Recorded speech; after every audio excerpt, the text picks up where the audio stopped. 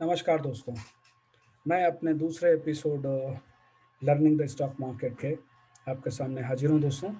और इसमें मैं आपको स्टॉक मार्केट में जो डिफरेंट टाइप ऑफ शब्दावली यानी जो टर्मिनोलॉजीज यूज़ होती हैं जिनसे आप नॉर्मल आदमी कंफ्यूज रहता है, मैं उसके बारे में बात करूँगा।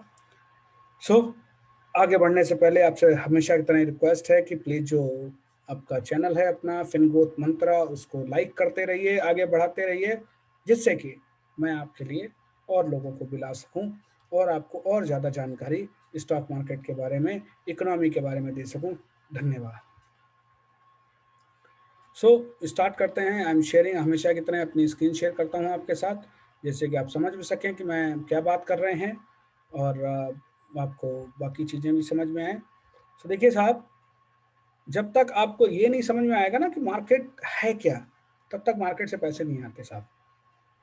जैसे कि मैं आपको बताऊँ एक अपना छोटा-सा एग्ज़ाम्पल।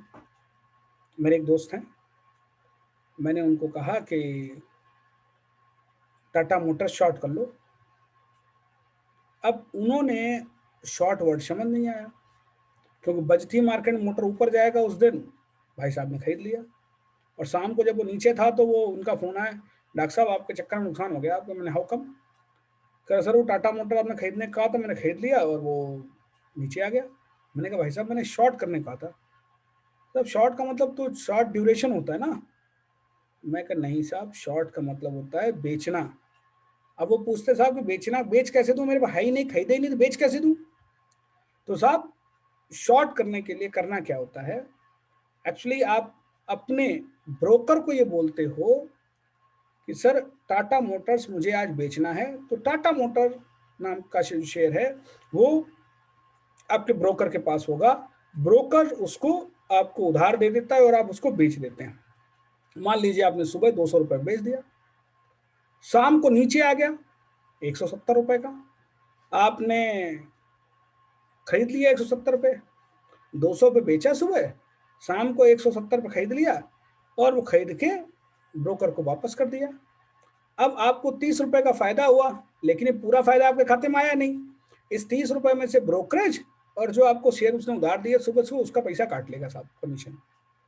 सो बेसिकली आपके पास लगभग 27-28 रुपए का प्रॉफिट रह जाता है, बगैर शेयर आपके पास थे नहीं और आपने उधार लेके बेच दी और आपका पैसा आ गया। इसे कहते हैं शॉर्ट सेल। तो आप मार्केट में शॉर्ट कर सकते हो, ठीक है।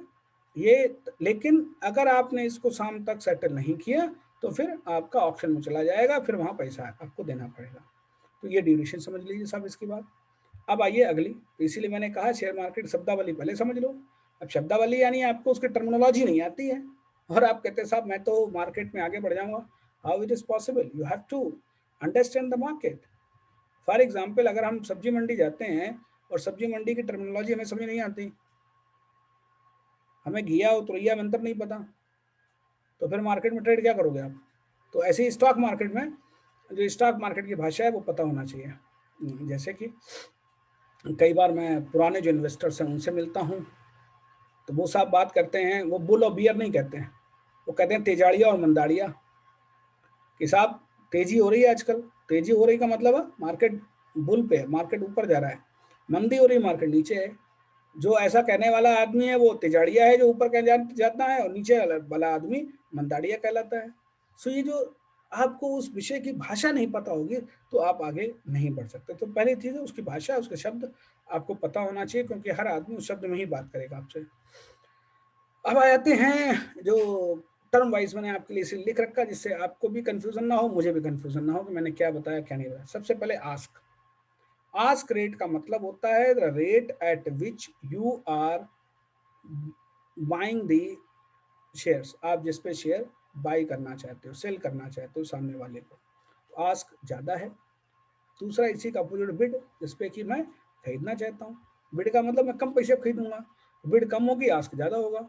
एसेट्स, किसी भी कंपनी की बैलेंस शीट में जो एसेट्स होती हैं उनको हम एसेट्स कहते हैं। Beta, beta actually market sensitivity को डिफाइन करता है।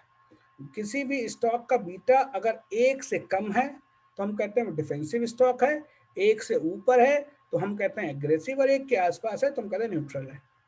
बीटा बेसिकली स्टॉक की और इंडेक्स की सेंसिटिविटी की बात करता है कि मार्केट के प्रति वो स्टॉक कितना सेंसिटिव है, यानी मार्केट अगर ऊपर जाएगा तो इस स्टॉक कितना ऊपर जाएगा, कितना नीचे जाएगा, ये बात बीटा से पता लगती है। मैं बीटा पे एक सेपरेट कैलकुलेशन करके आपको बताऊंगा how to calculate the beta using the Excel etcetera, so that you can interpret. Video में बता चुका। ब्लू चिप वो स्टॉक्स हैं जिन्हें बहुत ज्यादा ट्रेडिंग होती है और लार्ज कैप होते हैं, बड़े स्टॉक्स होते हैं। लॉट साइज, हर स्टॉक में एक लॉट होता है, that minimum number of shares to be traded are called lot, यानी अगर किसी स्टॉक की लॉट साइज 10 है तो आप 10 के मल्टीपल में ही ट्रेड कर सकते हो, अलग से नहीं। अगर एक है तो फिर कितने भी आप कर सकते हैं।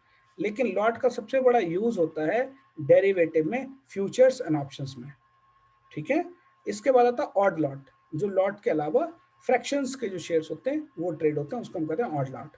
बॉन्ड एक ऐसा डेट इंस्ट्रूमेंट है जो कंपनी इशू करती है, जिससे वो लोन लेती है, यानी जो उसका क्रेडिटर है उसको वो इशू करते हैं और उसमें एक प्रॉमिस करते हैं हम आपका ये पैसा वापस करेंगे एक पर्टिकुलर इंटरेस्ट रेट पे।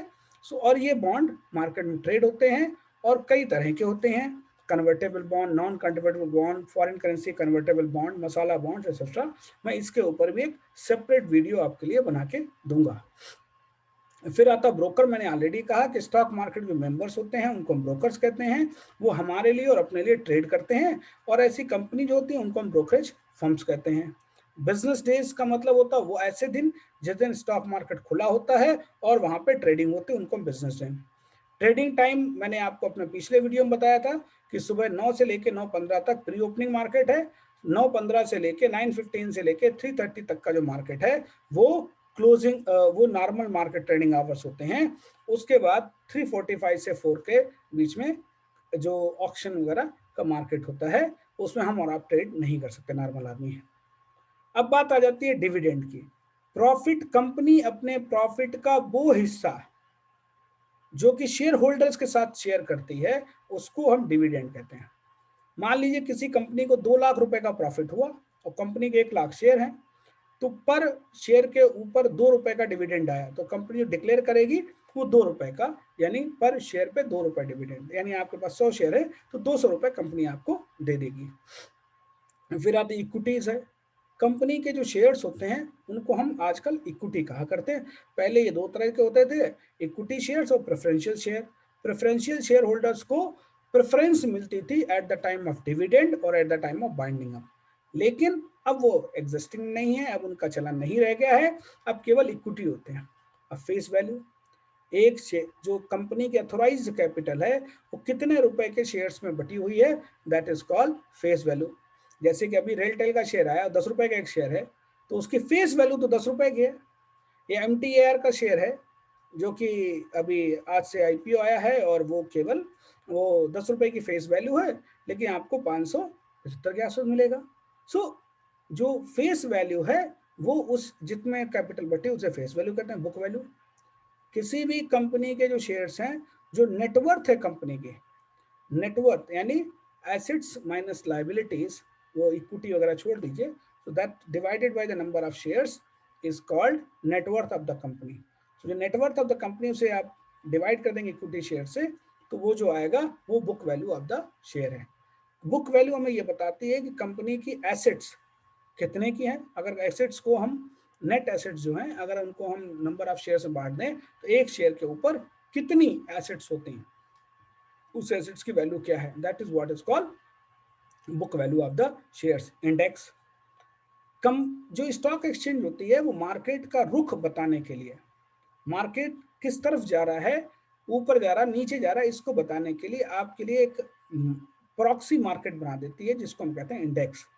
इंडेक्स 30, 40 या 50 कंपनियों का एक कंपोजिट वैल्यू होती है जिसके बेस पे आप ये डिसाइड करते हो कि मार्केट ऊपर जा रहा है नीचे जा रहा है। नेशनल स्टॉक एक्सचेंज का जो बेंचमार्क इंडेक्स है यानी मेन इंडेक्स है उसको हम निफ्टी 50 कहते हैं, और बॉम्बे स्टॉक एक्सचेंज का जो मेन इंडेक्स है उसको हम सेंसेक्स यानी सेंसिटिविटी इंडेक्स कहते हैं। सेंसेक्स में 30 कंपनीज की कंपोजिट वैल्यू है और निफ्टी 50 में 50 कंपनीज की कंपोजिट वैल्यू है। अब आ जाइए नेक्स्ट चीज पे, ये है IPO, इनिशियल पब्लिक ऑफर। जब कंपनी पहली बार अपने शेयर्स पब्लिक को देती है, उसको हम कहते हैं इनिशियल पब्लिक ऑफर। जब हम शेयर खरीदना चाहते हैं ट्रेडिंग में, तो एक होता है लिमिट ऑफर। लिमिट ऑफर का मतलब जिसमें आप खुद अपना प्राइस तय करते हो कि हम किस रेट पे ये शेयर खरीदना चाहते हैं या बेचना चाहते हैं। तो जो शेयर का रेट आप लिखते हो उसे हम कहते हैं लिमिट प्राइस। जब तक वो रेट नहीं आएगा वो कॉन्ट्रैक्ट एग्जीक्यूट नहीं होगा। आप चिंता ना करें, ये ट्रेडिंग कैसे करते हैं मैं इसके ऊपर भी एक वीडियो बनाऊंगा आपके लिए लाइव मार्केट में और आपको बताऊंगा। अब आते हैं लिस्टेड स्टॉक। ऐसी कंपनीज जिनके शेयर्स स्टॉक मार्केट में लिस्ट होते हैं ट्रेडिंग के लिए, उनको हम कहते हैं लिस्टेड स्टॉक। किसी भी कंपनी के जितने भी शेयर्स हैं उनकी जो मार्केट प्राइस है उससे अगर मल्टीप्लाई कर दें तो जो आएगा that will be market capitalization of that company. For example, Reliance के मान लीजिए 1 लाख शेयर्स हैं टोटल, और टोटल जो प्राइस है वो 1,000 रुपए का है। वैसे तो भाई 2,2100 रुपए है आज, लेकिन मैं कैलकुलेशन पर्पज के लिए 1,000 रुपए मान रहा हूं। तो टोटल जो मार्केट कैप हो गई वो 1,000।